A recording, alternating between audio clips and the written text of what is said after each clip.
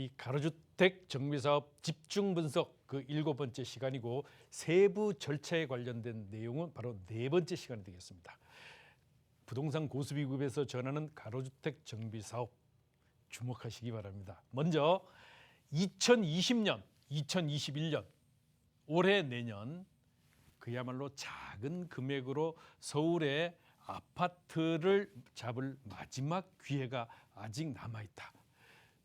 주변 지역의 아파트 시세의 50 내지 60%에 가능하다. 바로 그것이 제가 강의하는 주 목적이자 이유이기도 합니다. 이 가로주택 정비사업, 물론 이 가로주택 정비사업 지역도 실제로 별로 수익이 나지 않는 것들이 있고요. 큰 수익이 나는 것들이 있습니다. 그것을 구별하는 선구안이야말로 성공의 지름길로 가는 집약체입니다. 먼저 세미나 안내해 드리겠습니다. 무료 세미나.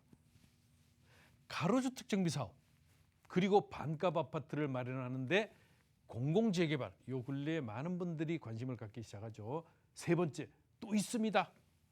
역세권 개발. 자, 역세권 개발.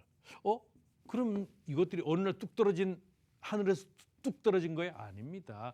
이들 것들은 정부에서 지원하는 사업입니다. 정부가 주택 공급을 활성화하기 위해서 지금 규제 완화를 통해서 어떻게 투자를 유도하고 있는 분야이기 때문에 더더욱 좋은 투자 수익을 얻을 수 있다는 것이죠. 언제 하느냐? 매주 수요일 오후 2시. 어디? 바로 전철 9호선 신논현역 3번 출구 200m 지점 거평타운 몇 층? 2층. 거평타운 2층에서 진행하고요. 전화 022638-3956, 022638-3956번 되겠습니다. 오셔서 세미나 참석하셔서 가로주택 정비사업이 뭐고 역세권 개발이 뭐고 공공재개발이 뭔지 들어보시고요. 저게 바로 반값 아파트를 마련할 수, 반값으로 아파트를 마련할 수 있겠구나라는 어느 정도의 신빙성이 있고 또 할 수 있겠네라고 판단이 되시면은요. 주변 지역에 내가 잘 알고 있는 지역을 한번 집중 분석해서 과감한 투자 한번 진행하시기 바랍니다. 자, 그런데 혼자 하기 어려워. 정말 나 혼자 알긴 아는데 혼자 하기가 어렵다. 그런 경우 1:1 개별 상담을 진행해 드리겠습니다. 전철 9호선 똑같은 장소 끝난 다음에 바로 옆자리에서 개별 상담을 진행해 드리니까 편안한 이런 세미나에 오셔가지고 수준 높은 강의 플러스 수준 높은 개별 상담을 통해서 성공률을 높이시기 바랍니다. 강의 진행하겠습니다. 늘 말씀드리지만은 이 소규모 주택은 빈집 및 소규모 주택 정비에 관한 특례법, 정비사업에 관한 특례법이 2018년에 제정이 됐다고 말씀을 드렸습니다. 자, 이 빈집뿐만이 아니고 소규모 주택의 정비사업 유형에는 3가지가 있다고 그랬는데 자율주택, 가로주택, 소규모 재건축, 최소한 이 정도는 알으셔야 됩니다. 그래서 제가 매 회차마다 지금까지 계속 바로 이 복습하는 장을 만들어서 설명을 드리고 있습니다. 뭐다? 3가지 정비 유형, 자율주택, 가로주택, 소규모 재건축. 가로주택은 무엇을 말한다? 소규모 재개발을 말한다. 소규모 재개발이다. 이 소규모 재개발을 말한다. 이제 정비사업, 가로주택 정비사업의 세부 절차입니다. 이제 어느덧 사업이 진행이 돼서 이주 및 철거 단계에 왔습니다. 재건축 사업의 경우 조합 설립 인가 이후에는 거래가 금지가 되죠. 거래하면 청산 대상이 되고요. 재개발의 경우는 관리 처분 인가 이후에 거래를 하게 되면 어떻다? 청산 대상이 됩니다. 그런데 가로주택은 청산 대상이 되는 과정이 있다 없다? 없다. 그렇기 때문에 이 부분이 중요한 투자의 포인트이기도 합니다. 자, 건설과 공급에 관련된 소규모주택 정비법 제37조 내용의 부분을 보게 되면은 바로 철거 부분이 나오죠. 철거 부분이. 자, 그러면 이제 사업 시행 인가와 관리 처분 인가를 동시에 진행을 해서 이제 인가가 났습니다. 나면 어떻게 해야 됩니까? 이제는 이주를 하고 그리고 나서 이주가 끝난 다음에 철거 단계를 남겨놓겠습니다. 왜? 아파트를 지으려면은 기존의 주택을 전부 어떻게 멸실을 해야 되거든요. 이 멸실하는 과정이 되겠습니다. 그러면 이주를 하는데 그냥 집 내놓고 나가. 나 어디 가서 살 거야? 아파트 짓는 동안에 나 어디 가서 살 데가 없잖아요. 그래서 이주비를 지급하게 되지요. 이주비를 지급하는데 내가 실제로 나는 이 집 하나밖에 없는 사람이야. 어디 나가서 그동안에 아파트를 지을 동안에 나가서 살아야 될 집이 없어. 자금도 없어. 이렇게 되니까 이제 대여를 하게 되죠. 조합에서. 권리가액의 보통 40에서 60% 정도가 지급이 되는데 이제 요 근래 규제가 있어서 보통 2주택 이상인 경우는 2주택 이상인 경우는 2주택의 경우는 이상인 경우는 이제 이주비 지급을 금하고 있지요. 금하고 있습니다. 재개발의 경우에요. 그래서 그렇다면은 이제 여기 제가 지금 말씀드리는 것은 1주택자에 이제 관여된 것입니다.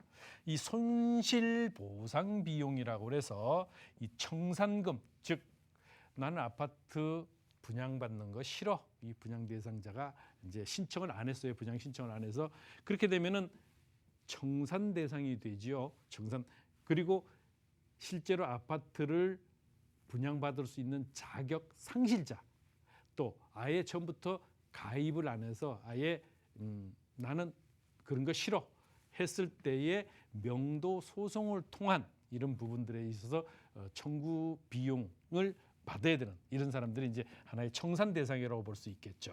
그래서 이 청산금이나 이주비 등이 보통 꽤 많이 나갑니다. 전체 사업비, 전체 총사업비의 약 20-30% 정도를 차지하게 되는데 이 청산 대상이 많은 것은 그렇게 좋지 않습니다. 사실 청산 대상이 많으면 일반 분양분이 상대적으로 많아지니까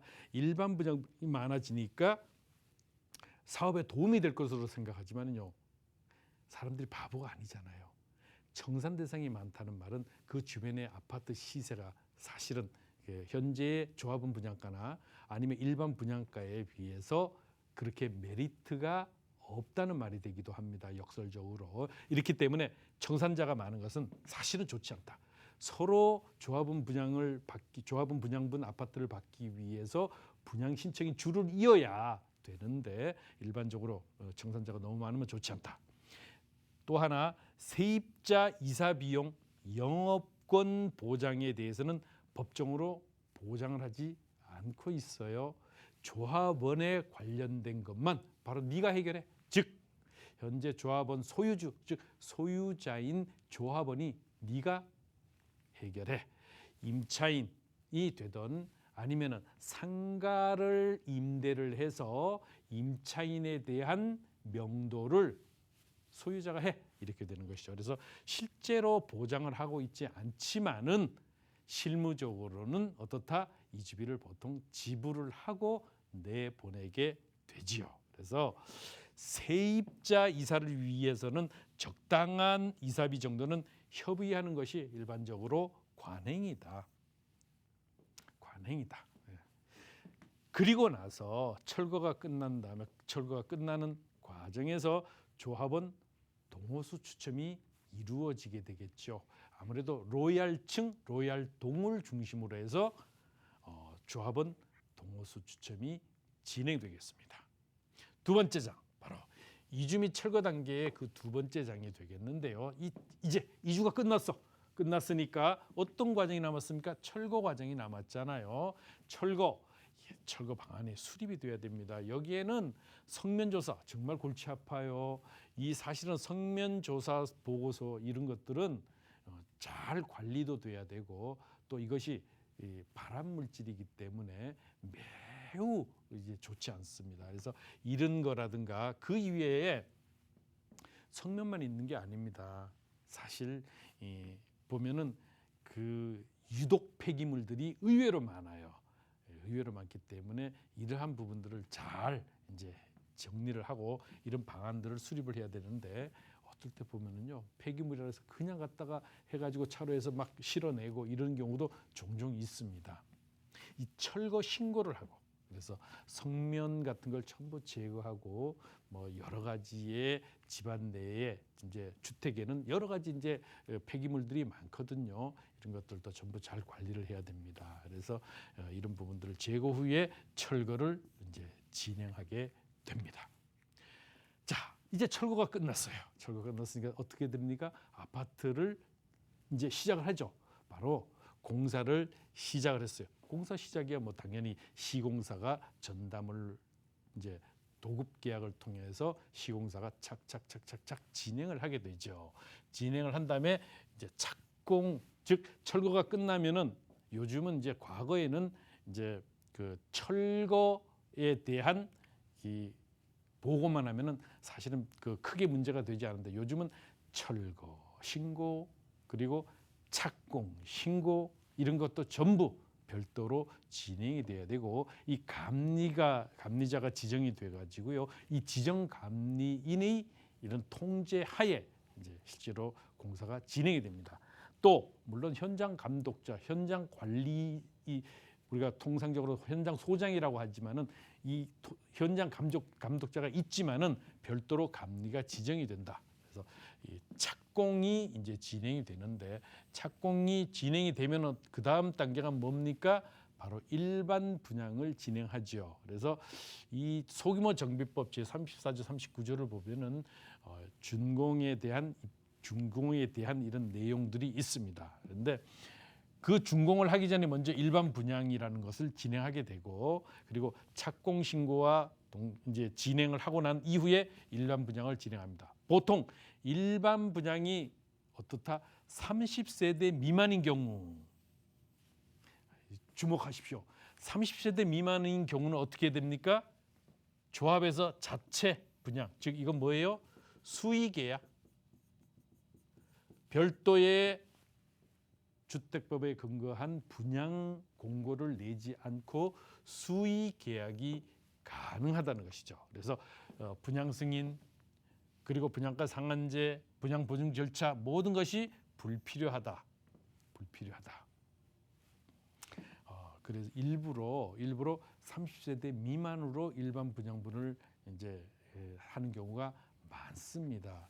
분양가 상한제 적용도 되지 않고 물론 공공과 지금은 이제 규제가 좀 더 완화가 돼가지고 공공과 같이 사업을 진행하면 분양가 상한제 적용을 받지 않죠. 이런 부분도 있습니다만 법이 계속 개정이 되니까 이제 이런 개정되는 것들에 또 발맞춰서 거기에 따른 투자의 파이들을 키워나가야 됩니다.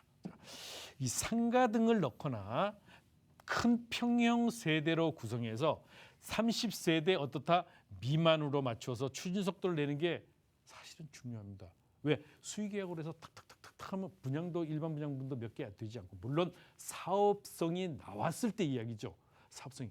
그래서 대신 일반 조합은 분양분과 일반 분양분 가격 차이는 있죠. 보통 일반 분양분의 70% 내지 80%의 조합은 분양가를 정하게 되는데 이러한 차액이 상가 등을 통해서 보전이 된다고 하면 굳이 일반 분양분 세대를 30세대 이상으로 해가지고 분양 승인 과정에 오랜 시간이 걸려 분양가 상한제 적용을 받고 또 분양 보증 절차 이런 것들 전부 받아야 되는데 이게 다 필요 없으니까 비용 절감, 시간 절감 이런 여러 가지의 혜택들이 있다는 것이죠.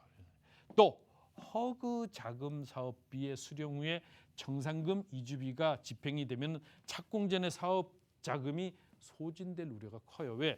허그 자금은 사실 그렇게 많은 게 아니거든요. 시공사가 지급 보증을 통해서 이제 이주비라든가 또 청산금들을 전부 지급하고 할 때는 은행에서 대여하는 그런 금액의 상당 부분 시공사의 보증이 있기 때문에 자금이 말리는 경우가 별로 없지만은 허그 자금은 일반적으로 단계별 자금이 집행이 되는데 이 집행이 보통 통상적으로 최대 70% 보통 50% 안에 지급이 되기 때문에 보시면은 사업 자금이 많이 딸려요. 딸리기 때문에 이 부분이 상당 부분 문제가 된다. 허그 자금을 하면은 저리는 맞아요. 1.5% 공공과 사업을 진행하면 1.2%까지 되는데 이 1.5%의 저리 자금에 눈독을 들이다가 잘못하면 자금이 꼬여서 캐시플로우에 문제가 생기는 경우도 있을 수 있습니다. 자, 조합원 분담금과 일반 분양금의 일정을 조율해서 그 자금들을 잘 입금을 시켜서 현재 그 관리 신탁을 하는 신탁회사 잘 조율을 해서요. 그 입금을 시켜서 어떻게 해요? 건축 비용, 금융 비용, 이 대출이자 엄청나거든요. 그다음에 기타 비용으로 이 충당하는 것이 중요합니다. 신탁에서 돈 못 건드리게 하는 경우도 종종 있거든요. 이렇기 때문에 이 부분들을 잘 조율해야 됩니다. 조율해서 자금이 잘 관리되도록 해야 된다. 6개월 정도의 자금을 미리 조달을 해둬야지 안심할 수가 있죠. 최소한 이 캐시플로우 상의 6개월 정도의 자금 여유는 가지고 움직이셔야지 이 사업에 지장을 초래하지 않는다. 그래서 건설사 보증 PF 자금 조달 시에 금융권 금리는 일반적으로 어떻다? 4에서 8% 수준입니다. 보통 4에서 8% 수준인데 허그 자금 저리로 받자고 그 총액 자체에서의 그 비율을 낮추면은 자금이 꼬일 우려가 매우 크다. 그러면 사업 수지 분석을 할 때는 어떻게 한다? 바로 일반 금융기관에서 대출을 받는 것을 전제로 해서 금리도 그렇게 계산을 한 다음에 사업 성을 평가를 해야 됩니다. 이렇게 돼야 나중에 혹시라도 문제가 되는 이런 부분들을 막을 수가 있다. 그런 다음에 이제 시행계획 수립과 입주자 모집 공고를 하게 됩니다. 자, 그러면 착공 및 이 준공 단계의 근데 두 번째 시간인데 이 사용 승인 인가 이제 어때요? 준공이란 말이 있나요? 우리가 건축법에 아니죠. 사용 승인 바로 이것이 뭡니까? 준공이라는 이야기죠. 준공. 자, 사용 승인 검사 준공 인가 고시 사용 승인 인가증을 교부받으면은 이제 건축물 대장이 나오고 건축물 대장으로 통해서 이제 보존 등기 신청을 하게 되고 보존 등기가 나오면 이제 드디어 이제 집으로서의 구실을 또 재산권 행사로서의 구실을 할 수가 있습니다. 자, 소유권 이전 고시 및 이제 등기를 하게 되지요. 등기를 하게 되고 이거는 뭐다? 바로 보존 등기가 난 다음에 여기 이제 이렇게 되면은 보존 등기 신청을 하게 되고 보존 등기 신청 이전에 건축물 대장이 이제 나오게 되겠지요. 건축물 대장이 나오고 그 다음에 보존 등기 신청하고 보존 등기 신청 후에 어떻게 바로 소유권 이전 수분양자들을 대상으로 해서 소유권 이전 등기를 하게 된다. 조합원 보존 등기에 보통 이후에 이제 이전 등기 어떻게 보존 등기 후에 이전 등기를 한다. 이전 등기를 한다. 또 하나 있죠. 바로 이제는 마무리 단계입니다. 이제 청산 과정이라는 것을 거쳐서 실질적으로 조합을 해산하는 과정이 마지막 단계로서 남아 있죠. 조합이 법인격으로서 법인의 이제 설립 등기를 했으면은 사업이 끝났으면은 그 법인을 해산을 하고 청산을 해야 되겠죠. 바로 세부 절차에서 현재 청산에 관련된 부분들 바로 소규모주택정비법 제41조 청산금의 산정이 이제 돼줘야 되겠죠. 그래서 청산금을 이제 지급을 해야 될지 아니면 내가 걷어들여야 될지 이 부분을 마무리 지어가는 과정이 되겠습니다.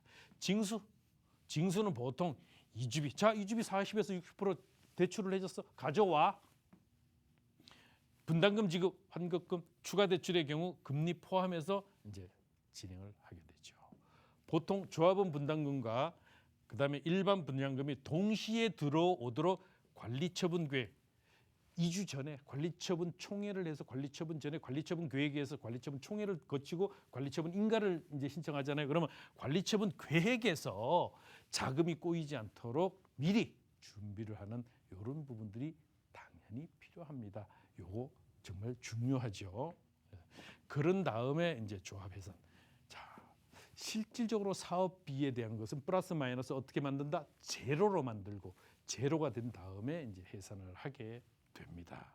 여기에는 여러 가지 이제 기술적인 부분들이 있는데 요거는 실제로 투자자 입장에서는 여기까지는 신경 쓰지 않으셔도 됩니다. 그렇기 때문에 이 부분은 정비 업체나 아니면 조합 집행부가 이제 고민을 해서 실질적인 관리를 잘 할 수 있도록 또 마무리될 수 있도록 하게 됩니다. 이 마무리 단계의 마지막 단계가 바로 서울시에서는요, 이 가로주택 정비 사업을 권장하면서도 실제로 층수 제한, 면적 제한이 매우 엄격했었어요. 그래서 사업성이 떨어지는 경우가 많았어요.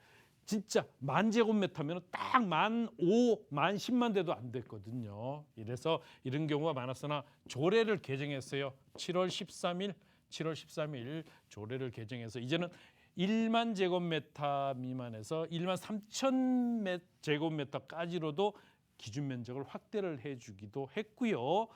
그 전에 이제 물론 2종 일반 주거 지역에서는 7층까지 가능했는데 이제 15층까지로 업그레이드.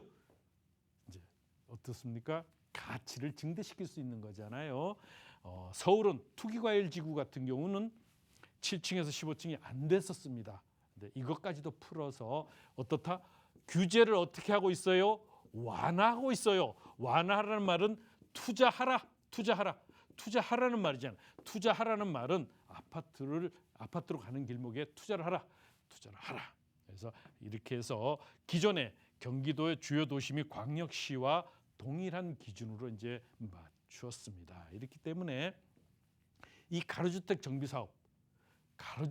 사업은 실제로 상당 부분 가치를 증대시킬 수 있는 여러 가지의 가치를 가지고 있으면서도 이제 시작입니다. 3, 4분기에 서울시의 가로주택 정비사업의 조합 설립 인가한 것이 아직까지는 65곳밖에 되지 않습니다. 후보지는 몇 개? 약 2,000곳 정도 되는데 65곳이다. 아직도 많은 분들이 모르고 있다. 98%가 모르고 있다.